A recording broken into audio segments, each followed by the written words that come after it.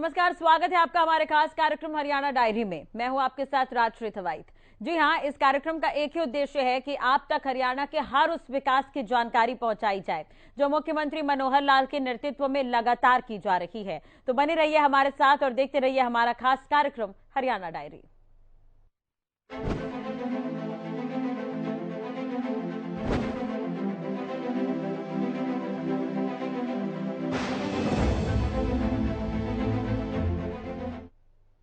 CM Manohar Lal ने क्षतिपूर्ति portal का नया स्वरूप लॉन्च कर दिया है। नू हिंसा में हुए नुकसान को देखते हुए पोर्टल के स्वरूप में बदलाव किया गया है। हरियाणा के मुख्यमंत्री मनोहर लाल ने हाल ही में प्रदेश में आई बाढ़ से नागरिकों को हुई कठिनाइयों को कम करने के लिए क्षतिपूर्ति पोर्टल के नए स्वरूप को भी लॉन्च किया है। देखिए रिपोर्ट।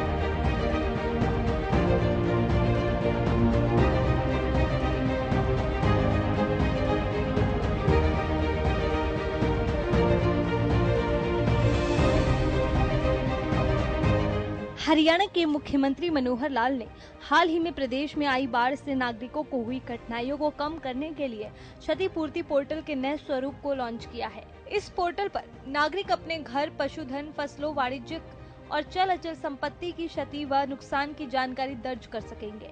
इस पोर्टल के माध्यम से हाल ही में नू में हुई घटना के दौरान संपत्ति को हुए नुकसान की जानकारी भी नागरिक दर्ज कर सकेंगे और एक योजना बनाकर उन्हें मुआवजा दिया जाएगा।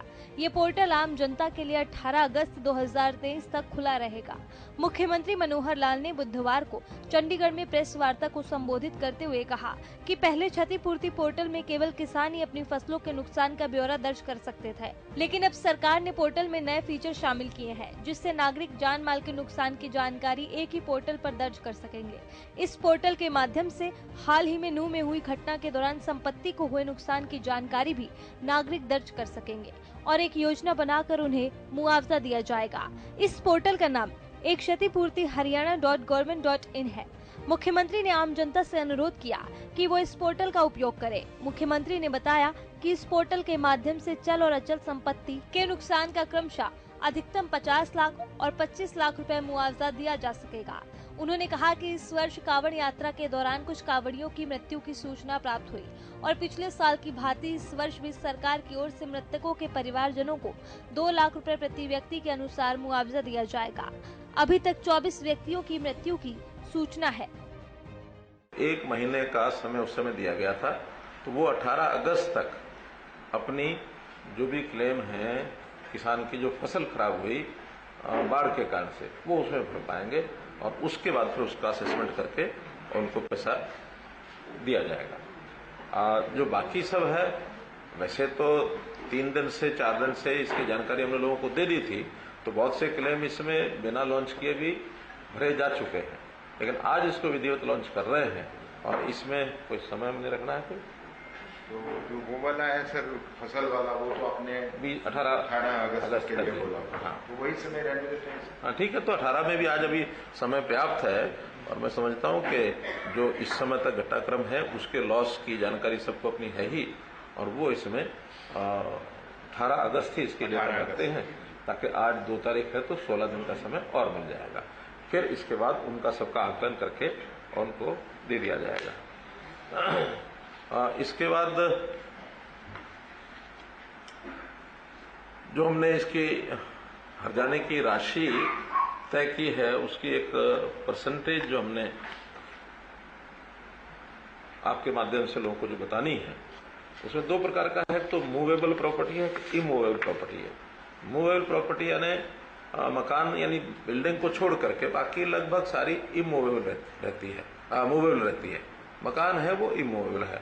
तो मूवेबल प्रॉपर्टी का जहां तक विषय है उसमें यदि 5 लाख रुपए तक किसी का लॉस है, असेस्ड लॉस, उसका 80% अर्थात 4 लाख रुपया तक उनको दिया जाएगा। जितना लॉस होगा उसका 80%। 5 से 10 लाख तक 70%, 10 लाख से 20 लाख तक 60%, 20 लाख से 50 लाख तक 40% जो एडिशनल है उसका ये जाता जाएगा, और 50 लाख से 1 करोड़ रुपए तक 30%, 1 करोड़ से 1.5 करोड़ रुपए तक 20%, और ये सब मान लो 1.5 करोड़ तक भी हो जाता है, इससे ऊपर भी होता है, तो एक अपर कैप लगाइए कि टोटल 50 लाख तक और ये कंपनसेशन जो है इस लॉस का मिलेगा। इससे ऊपर मैं मान के चलता हूं जो इससे बड़े जो भी लोग होते हैं सामान्यतया सब लोग अपना इंश्योरेंस कराते हैं, ये तो उस इवेंचुअलिटी में है जिसने इंश्योरेंस ही नहीं कराया है, ताकि ऐसे समय पर उनको भी एक मरहम जो है वो लग सके। तो यानी 1 रुपए से लेकर 50 लाख तक का लॉस इस परसेंटेज के हिसाब से लगभग 1.5 करोड़ तक के नुकसान के लोगों को ये लाभ उसी हिसाब से इंक्रीज होता जाएगा। 1.5 करोड़ से ऊपर का है तो 50 लाख उसकी फिक्स राशि है। ये तो है मूवेबल प्रॉपर्टीज। इसके अंदर कोई मानो व्हीकल है, उसका स्टॉक है, उसकी मशीनरी है, प्लांट है, तो ये सारे इस प्रकार के विषय हैं इसमें कवर होंगे। और जो बिल्डिंग्स हैं अर्थात जो इमूवेबल प्रॉपर्टी है उसमें पहले से हमारी योजना चल रही है, और उसी के अंतर्गत अगर 1 लाख तक का है तो वो कंप्लीट 100% देंगे, 1 से 2 लाख 75%, 2 से 3 लाख 60%, 3 से 5 लाख 50%, 5 से 7 लाख 40%, और 7 से 25 लाख तक 30%, और इसको भी कैप किया है 25 लाख पर कि मैक्सिमम किसी बिल्डिंग का अगर कोई लॉस होता है, मानो उसमें क्रैक आया है, उसमें कोई फर्श टूट गया, उसमें दीवार गिर गई, उसमें टोटल भी गिर गई, तो भी मैक्सिमम 25 लाख रुपए तक का उसका लॉस ये हमने इसमें कवर किया है।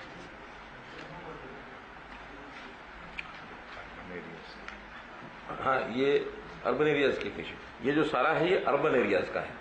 जो ग्रामीण क्षेत्र का है वो हमारा जो डिजास्टर फंड है उसकी स्कीम वो अलग से है, उसकी स्कीम है कोई बताएंगे? जी है, आपको स्कीम है वो भी आपको बता देते हैं। उसमें जैसे पशुवाद या घर की कच्चा के पक्का वो प्रोसीडिंग से एक्शन में होता है। हाँ, उसका शायद 1,20,000 रुपया मकान का हाउस।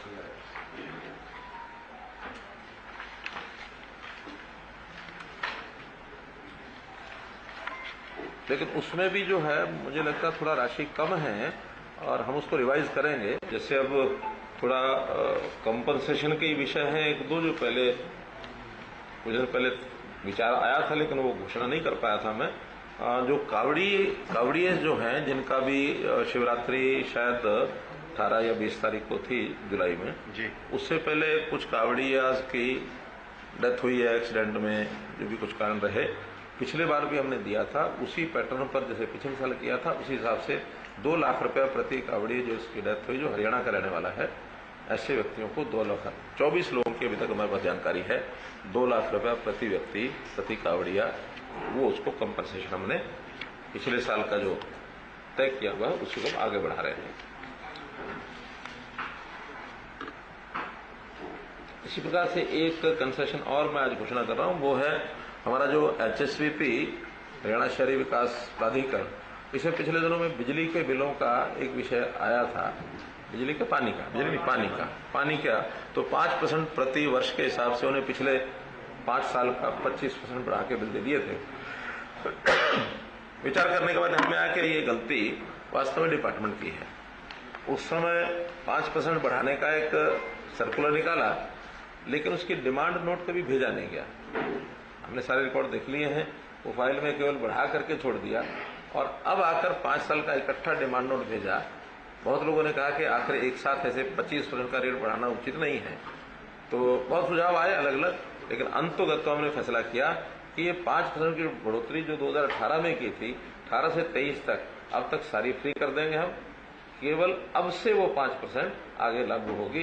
पिछला 25% जो है उस बिल का वो सारा जो है वेव कर दिया है। लगभग 42 करोड़ रुपया का इसमें HSV के ऊपर एक अलग से प्रावधान किया गया है उसमें। ये सब तो जो हमने कंपनसेशन के नाते से जो घोषणा की है वो है। अब विषय सीधा आप भी आखिर जरूर कहेंगे, वो है नूह का ये जो दुर्भाग्यपूर्ण घटना हुई है। इस घटना के संबंध में सब जानकारियां दे दी गई हैं। आज हमारे डीजीपी साहब ने भी प्रेस कॉन्फ्रेंस की है गुड़गांव में, सब समाचार आपको आए हैं। उसमें मैं इतना ही कहूँगा कि इसके बाद शांति बनी रहे और किसी प्रकार की जो चीज़ है वो अनदेखी न जाए, तो हमने उसके सारे जो इंतजाम किए हैं अभी तक, जैसा मैंने बताया कि 20 कंपनीज पैरामिलिट्री की हमने बुलाई हैं, जिसमें से 14 कंपनीज नूह जिले में, 3 कंपनीज पलवल में, 2 गुरुग्राम में और 1 फरीदाबाद में। 4 कंपनीज की डिमांड आज हमने और की है बाहर के स्थानों के लिए, ताकि एक सावधानी के लिए क्योंकि कोई घटनाएं छोटे किसी न किसी स्थान पर जो होती रही हैं, तो वहाँ सबको ध्यान रखा जाए, कोई ऐसी अनलॉफुल एक्टिविटी कोई ना कर सके और ये आगे कोई इस वातावरण में शांति बनी रहे।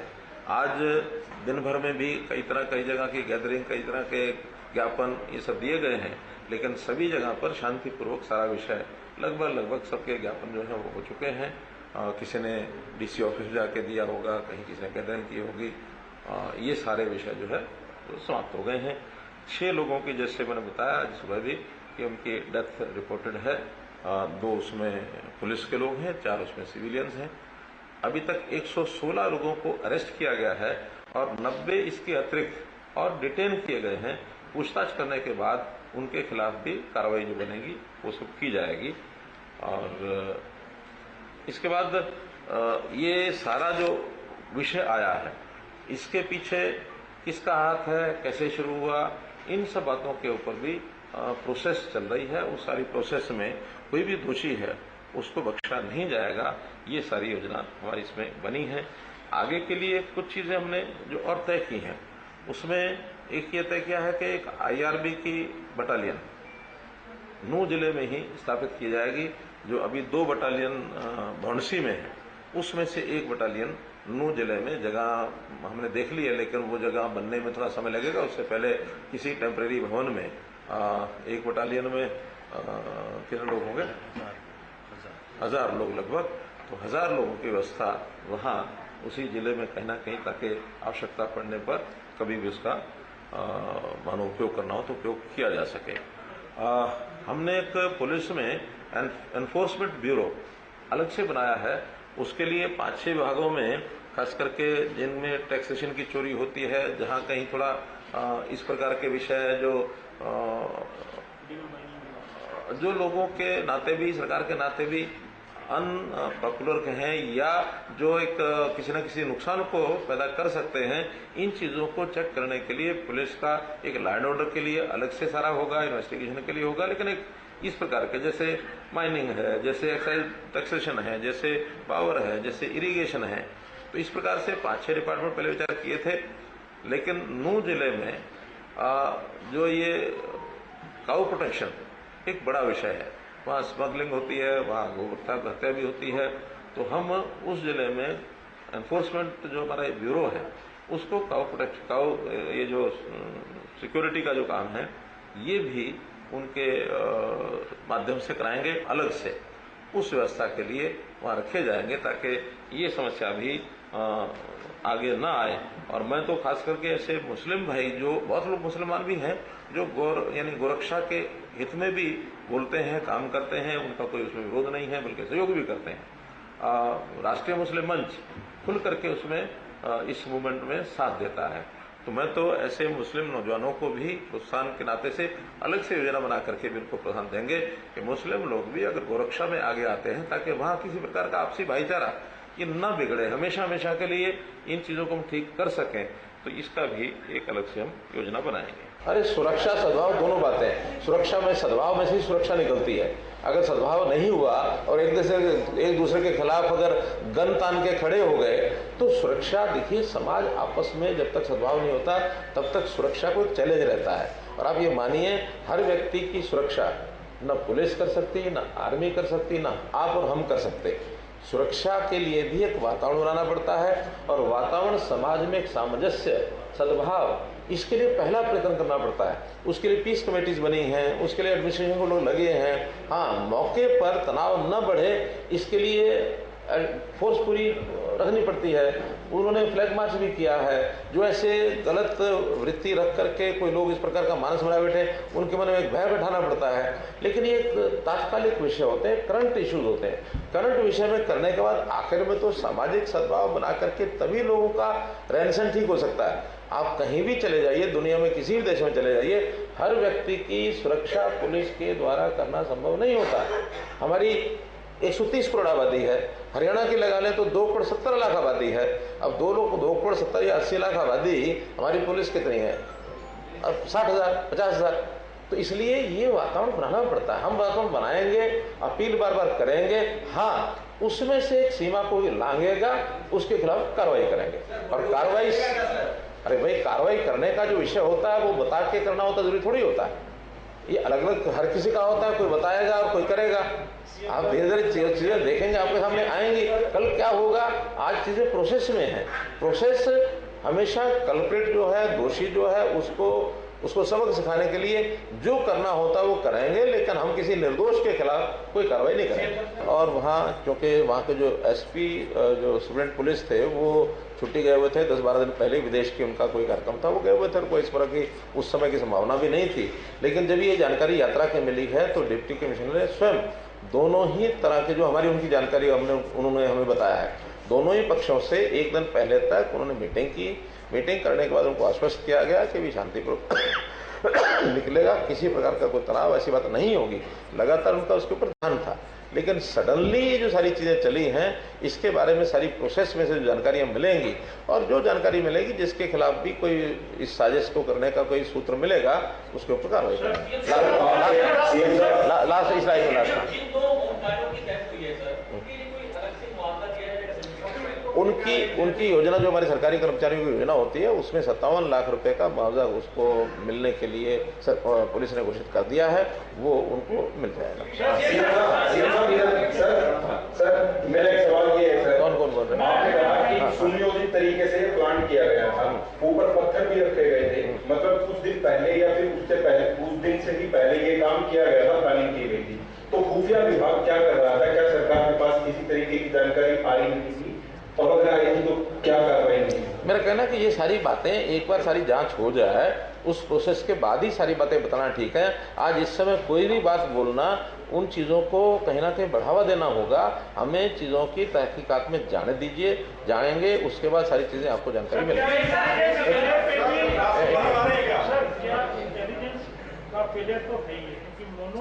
मानेसर की जो वीडियो थी, मैं जाऊंगा ये होगा, जो सोशल मीडिया पे थी, उसके बावजूद भी कहीं ना कहीं बातचीत के जरिए भी प्रशासन आश्वस्त रहा कि कुछ नहीं होगा। कुछ ना कुछ बड़े लोग रहते हैं, इंटेलिजेंस होती है, क्या इस एंगल से भी जांच करेंगे? क्या फेलियर रहा इंटेलिजेंस? देखिए, जब चीज़ें चली हैं और उन्होंने कहा कि हमारी बातचीत हो गई है, इसमें से नहीं कुछ होगा। और अगली सत्य बात ये भी है कि उस दिन किसी जगह पर कोई सोनू मानेसर के प्रेजेंस का या उसके आने का कहीं कोई विषय नहीं है। जब नहीं है तो अफवाहें और ये जो सारी चीज़ें होती हैं, इन अफवाहों के कारण से जो वातावरण खराब होता है वो इसी प्रकार से होता है। हमारा अपील है, अभी भी अफवाहें बहुत चलेंगी, उन अफवाहों पर ध्यान नहीं देना चाहिए। हाँ, उसमें जो चीजें सत्य होंगी उसके ऊपर कार्रवाई की जाएगी। सीएम मनोहर लाल ने बताया कि चल संपत्ति के मामले में 5 लाख रुपए तक के नुकसान के लिए 80% यानी 4 लाख रुपए का मुआवजा मिलेगा।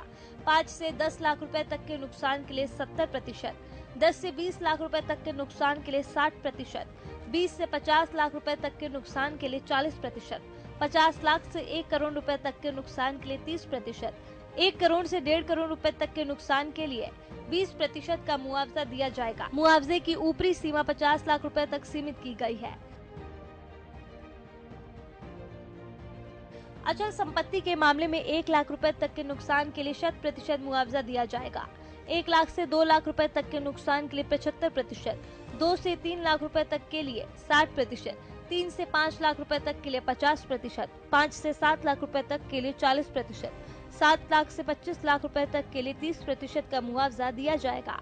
मुख्यमंत्री ने कहा, ग्रामीण क्षेत्र में राजस्व आपदा प्रबंधन निधि के प्रावधानों के अनुसार मुआवजे की राशि निर्धारित है।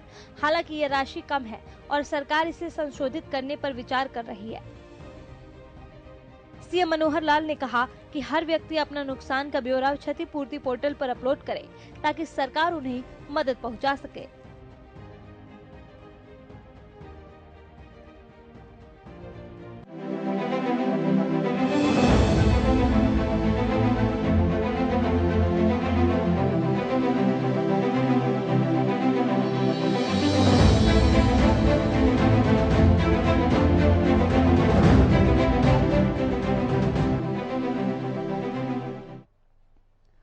सीएम मनोहर लाल ने पिछले दिनों जनसंवाद किया। 3 दिनों तक सीएम जनसंवाद करते रहे।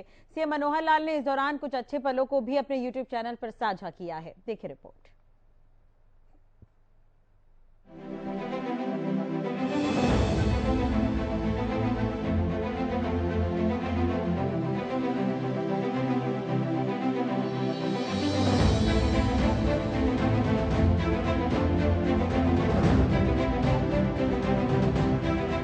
मनोहर लाल जनता के बीच जाते हैं तो जनता को सौगात देते हैं, योजना के बारे में जानकारी देते नजर आते हैं। सीएम मनोहर लाल के स्वागत में खास इंतजाम भी किए जाते हैं। सीएम मनोहर लाल के प्रयासों से आम जनता खुश है और जनसंवाद में भारी भीड़ देखने को मिलती है। इस बार के जनसंवाद में भी भारी भीड़ देखने को मिली। सीएम मनोहर लाल ने 3 दिन तक संवाद किया। कई गाँव में सीएम पहुँचे थे। चलिए सीएम ने जो वीडियो साझा की है वो आपको दिखाते हैं। पहली वीडियो रेवाड़ी की है, जहां सीएम मनोहर लाल ने इस व्यक्ति की वीडियो साझा की है। दूसरी वीडियो में सीएम मनोहर लाल ने शानदार स्वागत की वीडियो साझा की है। आपको मैं बधाई दे दूं, आज तुम्हारा जन्मदिन है। तो आज आपके जन्मदिन पर बहुत बहुत तुझे बधाई। खैर लेना और बच्चों को, अपने साथियों को, सबको बांटना। आंगन में आपका स्वागत है, मन से स्वागत है। नन्हे नन्हे फूलों से सुंदर हार बनाए, भाव भरे पुष्पों से सरदा कुछ सजाए। स्वीकार हार कर लेना, आशीष हमें दे देना, जो खता हुई हो हमसे ए राम कहूँ या कृष्ण कहूँ या कहूँ कलक अवतारी है, क्या करूँ कीर्ति थारी है। राम कहूँ या कृष्ण कहूँ या कहूँ कलक अवतारी है, क्या करूँ कीर्ति थारी है। अभिनंदन नेता आने पे, अभिनंदन नेता आने पे, पहले चलियो तुम खाने पे, पहले चलियो तुम खाने पे। देसी रोटी संग रायता, देसी तो तरकारी है, क्या करा खातिरी थारी है। और हमारे मुख्यमंत्री जी हम बताना चाहते हैं, पहले भी सच्चे दिल ते धरे साथ रहे, सच्चे दिल ते धरे साथ रहे, और सच्चा काम निभाएंगे। जहाँ पसीना पड़े आपको, जहाँ पसीना पड़े आपको, बहा दे खून की नारी है, क्या कहूँ कीर्ति थारी है। राम राम साहब, धन्यवाद। सच्ची बात दो ही बहुत। अब तो साहब बात ये होगी, जना 2 बैल जोड़ाना, तो वो जाने तू आगे चल, वो जाने तू आगे चल, वो काम कर दियो। नहीं तो पहले मौखी काम हो भाई, मेरो यो आदमी है तो भाई यो लगो, ये मेहनत करनी हो। बालक जो 98 97 नंबर लेनी हो आदमी, वो बालक रो तो आज जाए, वैसो लड़दू लग जाया करो, मो लड़ लाग जाए भाई। देखो मंत्री संतरी अब गरीब आदमी कहाँ पैसा लावे। हाँ, अब तो अगर किसी को कोई लग भी जाए तो जो कमजोर आदमी पढ़ाई में पीछे रह गया उसको भी दुख नहीं होता। वो कहता भाई जिसको जो लगा है वो बहुत होशियार बालक था, मेरे साथ पढ़ता था और बहुत होशियार बालक था, वो मन को संतोष देता। और मैं तो साहब अब 1 मिनट आप जैसा आदमी हो, तो पहले तो राम और कृष्ण, और अब कलयुग में जिन्हीं कलंक के नाम का अवतार धार काया में, तो वही लागो साहब। सीएम मनोहर लाल का ये व्यक्तित्व ही है कि जनता सीएम मनोहर लाल को इतना दुलार और प्यार देती है। सीएम मनोहर लाल दिल से इस पर आभार जताते नजर आते हैं। मुख्यमंत्री मनोहर लाल के कुशल नेतृत्व में हरियाणा प्रदेश लगातार विकास की तरफ अग्रसर है। ऐसे में हरियाणा का हर वर्ग सरकार के कार्यों से काफी संतुष्ट नजर आ रहा है, क्योंकि हरियाणा सरकार का एक ही मकसद है कि प्रदेश के अंतिम व्यक्ति का विकास किया जा सके। फिलहाल हमारे खास कार्यक्रम हरियाणा डायरी में आज के लिए बस इतना ही। आप देखते रहिए हरियाणा न्यूज। नमस्कार।